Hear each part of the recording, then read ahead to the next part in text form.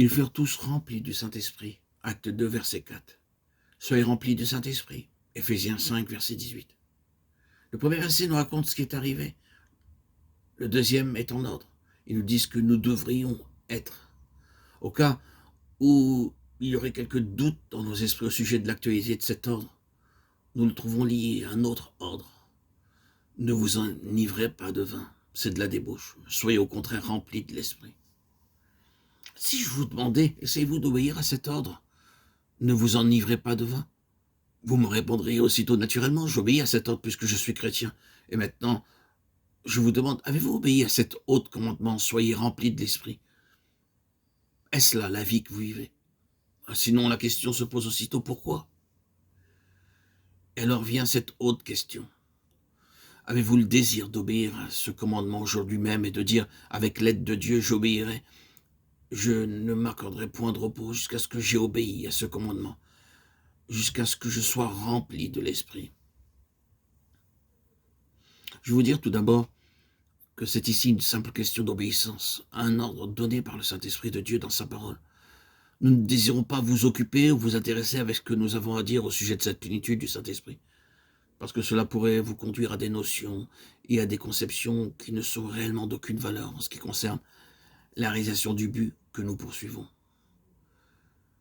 Mais nous désirons commencer tout de suite en disant que Dieu a ce message pour chaque chrétien.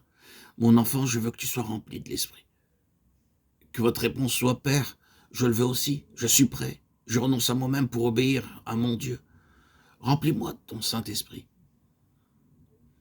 Et de crainte que quelqu'un n'ait une fausse conception de ce que c'est que d'être rempli par le Saint-Esprit, laissez-moi juste vous dire que cela n'implique pas du tout un état de grande excitation ou un état de perfection absolue ou un état où nous n'avons plus aucun progrès à faire.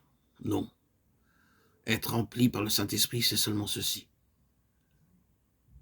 Avoir abandonné tout mon être à sa puissance. Quand l'âme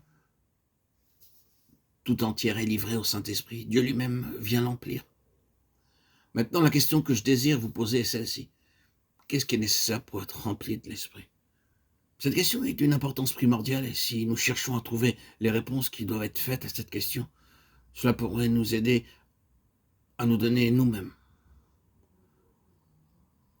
Nous demandons dans nos prières que Dieu nous sonde et ses réponses aideront chacun de nous à examiner son cœur et sa vie et à dire: suis-je dans la condition voulue pour que Dieu puisse me remplir du Saint-Esprit? En répondant à cette simple question, notre nature est alors encouragée.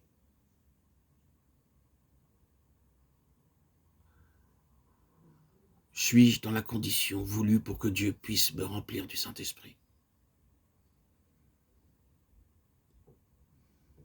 Prenez du temps avant de répondre à cette question.